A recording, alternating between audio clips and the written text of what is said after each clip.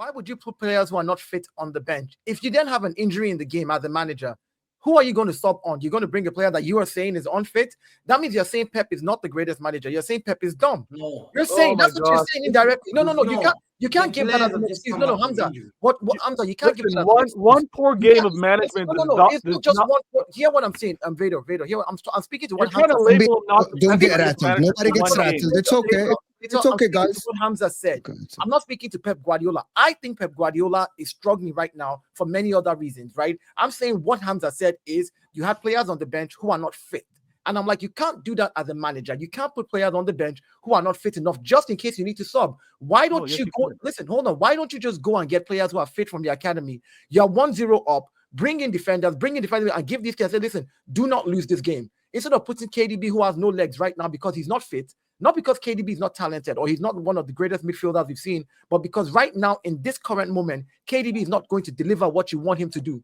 So at the end of the day, what you have simply said by saying Pep put unfit players on the bench is you are calling Pep stupid. That's what you're saying, Hamza. That's why I had to. No, he is. He is. He is. How am I calling Pep stupid? He is. Indirectly, he is. If you've got fit, we know how good your academy is. Sorry, Dyer. We know how good your academy is based on the amount of players that get sold and become Premier League players elsewhere. So the idea that your manager is picking 4 or 5 players on his bench who he isn't going to bring on no matter what happens in the game because they're not fit, when you've got a plethora of talent aged between 17 and 20 years of age in your academy, to suggest that a man with the greatness of Pep is doing that, you are indirectly saying he's stubborn and stupid. And absolutely, Dyer was right. Which is why, by the way, we're not saying he's stupid. We're saying Hamza's excuse is bullshit. It's bullshit. They're fit enough to play. That's why they're on the bench. So if you're Pep Guardiola, if you had seen Ake 80% fit, KDB's 85% fit, has come back from a long-term injury. Fit enough to play then, yes. You'd risk them for that game against Brighton. Fit enough to play. And hopefully lose them for 6 weeks. He put the young man in because he believes in his talent. That's absolutely fair. But that isn't, hang on, hands up. Please let me respond. That is not what you said. You said he won't bring those players on the bench because they're not fit enough to play. I do believe they're probably about 85% match fit, which means they can come on for half an hour, 45 minutes. No, because the problem is, I think what's happening is because then you don't have them on the bench. Then you don't have them on the bench. Then you don't have them on the bench. They can't play. Listen, Terry. The only thing I'll blame him, and he could have said yes, Hamza, is the signings. The Alvarez backup 30 GA. You lose him, you didn't replace him. Why would you lose a second striker, guy who's going to get you 30 GA last season? You lost a guy and you never signed a backup. Yeah. Yes. Okay. Cool. We're going to run out of time, right? We're going to run out of time. I want to speak to Elijah as well. I'm going to get some of these super chats up. City fans are terrified of criticizing Pep. You see it in their faces. They are petrified. Same thing over and over again. He is world class. We understand that. What you don't understand is that he messes up. It's a fair game. I mean, there's a lack of, some of the excuses are crazy. Hamza and Haaland, stay humble. Hey, cry more is what JJ says. You guys need to relax. Our management will sort it. Oh, listen, I don't think you will sort it. But again, we're talking about what's wrong right now. No one's saying City are dead and buried forever, never coming back. 100%. That claim ain't been made by anybody. Zidane won 2 La Ligas and 3 Champions Leagues from 2015 to 2020. City fans make excuses for Pep. I don't understand that first bit. I don't get the relevance. Perhaps it's not City's year. Players have lost hunger. Injuries happen.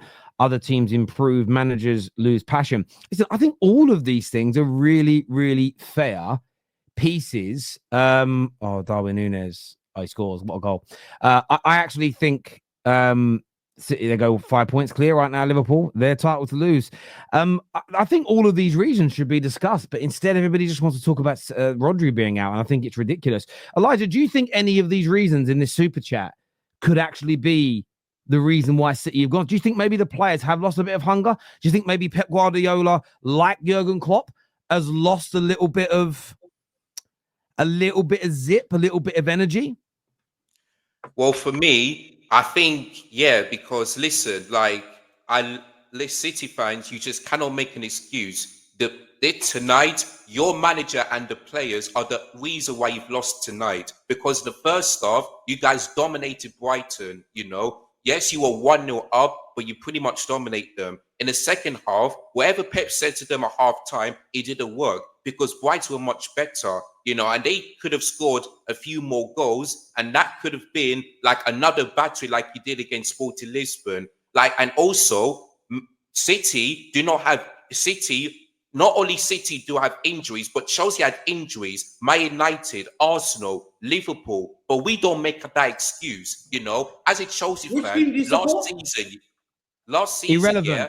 It's irrelevant what team he he supports. said the team that's lost all those yes, injuries. Again, it's irrelevant who he supports. Listen to his football opinion. The team he supports. To name the players that were injured. Just let him finish talking. Let him finish talking. Hamza, I'm a Chelsea fan, yeah, and I'm saying you guys don't only have injuries. Chelsea had one this season. Liverpool, Arsenal, Man United, but we don't make that excuse, you know, because we expect our team here to perform better and a manager to outclass and get the better tactics of the opposition. But when we don't do that and they lose games, we have to blame both the players and your manager. So listen, your players in the second half, the likes of Phil Foden, Erling Haaland, like all of them, like what happened in the second half?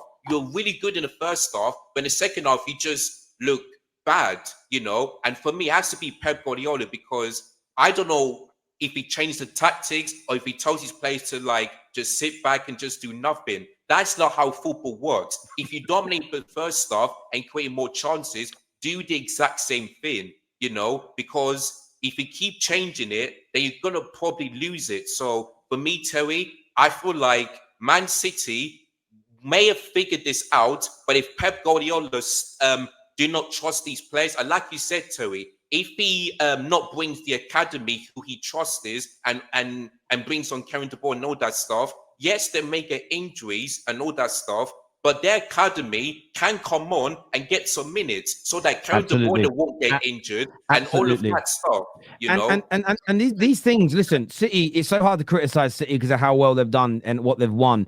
But you think about players getting a lack of minutes. You think that the likes of Lavia should have been getting game time because that's who they need right now is someone like a Lavia. And this is exactly this idea that, no, we're just going to put loads of players that are all unfit on the bench. This is why you lost players like Lavia. As City fans, you should be demanding those youngsters get game time. And according to Hamza, again, we're going by Hamza's logic here and V's, because V's defending him. You're throwing highly talented players away to put unfit players on a bench. That is, if any other manager was doing that, we'd call it suicidal. We'd say it was mental.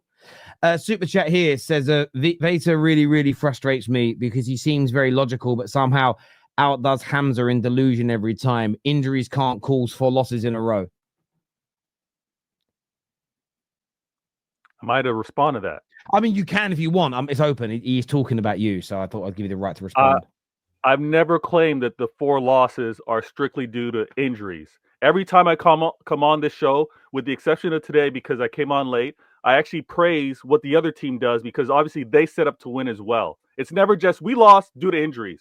I am logical, and I usually break it down when I get a chance to.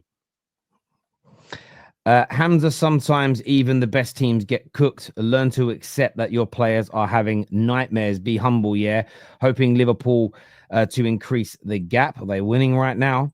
Hamza would make a great prime minister as he never answers the question properly. He would probably do a better job than the current PM. To be fair, he probably would, to be honest with you. Hamza said Amorim is a donkey. And then why are City players like an arse? The fact that he mentioned Ruben Amorim in this stream was brilliant. It was brilliant. Not used to it. Hamza started supporting 5 years ago. Yeah, you did say that the other day, actually. If you're not used to losing, you can't have been a City fan for too long. You must have grown up losing like this. The problem is I'm not used to losing Love Camp Olivier. So for me, my past memory. Do you remember everything that happened to you when you're 4-year-old? No. Not when I was 4, but I remember Man United me and you were the same age. I remember everything through the 90s and the noughties. I don't care about those things. I'm caring about now. My standard is different now. That's why I'm not going to accept. I understand that. I have a question for you, Hamza. In the first half, the first 30 minutes, the way City performed, why were they not able to sustain that for the 90 minutes? because that's the part that I don't understand. You looked at that City team in the first 30 minutes when they scored the first goal. You're like, City is going to destroy Brighton here. Like, that's exactly how it looked. My question is, my question is, those same players were on the pitch. And then even when you made substitutions, you brought on players who had more experience than some of these Brighton players. You brought on a KDB for what's his name again? Gundogan. You brought on players with experience. And the team then even looked worse. So my question is, what went wrong at the 30-minute mark up until the 96th minute? What was it that Pep Guardiola did wrong? Or was it that the players were tired or they just gave up halfway? What was it? And you were still 1-0 up. You were 1-0 up. It wasn't like you were down. It's not a binary answer. It's not one thing was the reason for the loss. No, Victor, that's what I'm asking. Like, is there any reason? Like, is there something that you can point at and be like, this is what I think changed at the 30-minute mark? The defense was just being overpassed. They were whipping crosses. Welbeck missed a chance. They had a one-on-one. That's what happened. That's what happened. We know what happened. We watched it. Why? The defense. Defensively, they ran through it. Why? Why? No one, City fans knew that defense back line. I was really going to be impressed if they did not concede 1 or 2 goals. And I knew, because we looked at that back line. Rico Lewis, no. Look how they conceded the first goal. Look how they conceded the first goal. Hamza, I'm sorry, bro. You know I love you. We're asking for why's, reasoning, not what we watch game. You won't give us a reason. Hamza, can I tell you? Hamza, can I tell you? Will get cooked by every team if they start like that. Hamza, let me tell you what I think the why is, right? And I'm going to use your logic about your backline. Kyle Walker is done. He needs to go take a rest and come back in like 2 months. Not because he's not a great player or he's not a good player. I think there's still a massive player in Kyle Walker, but I think he's tired. I think that guy is tired, and you can see it in the way he even runs. So Kyle Walker today, for the first 30 minutes, he's basically saying to you and saying to Pep and saying to the City fans, I've got 30 minutes in my legs. Facts. If you look at, like, this is what your players are saying, right? So if the players only have 30 minutes in their legs, why is Pep Guardiola still playing them when he can go get players in the academy that have 90 minutes in their leg? By the way, no player plays at 100% fitness. No football player. Every football player plays with something. There's always something. Then you're never 100%. So this idea that you're saying KDB is 80% fit and this guy is 80% fit, and you don't want them to have another injury for 6 more weeks. That's why you're not playing them right now. Is just a flimsy excuse because players play, and no player plays at 100%. So I just think that a lot of your players right now are not good enough. I think this is what I said. Yeah, you're right. Yeah, Kyle Walker. I said in the summer, I said to them, buy another centre back because Kyle Walker is 1 year older. At this age, he's 35 nearly. And then your 2 backline defenders, John Stones and Ake, often get injured. They needed another centre back, and it's come to show exactly. Stones got injured, Ake got injured. Walker now with a young centre back who I feel they throw him in the deep end in a big game when you've lost 3 in a row. A young centre back. I don't think he played well. I understand that, but I also think you got to look at your attackers. I mean, Savio started well, cooking everyone, no end product, and he really should have scored. Those things are big issues too. This year from C says Foden is one of the worst Premier League players of the year winners I've ever seen, and all it took was the second half of a season to win it. Purple patch.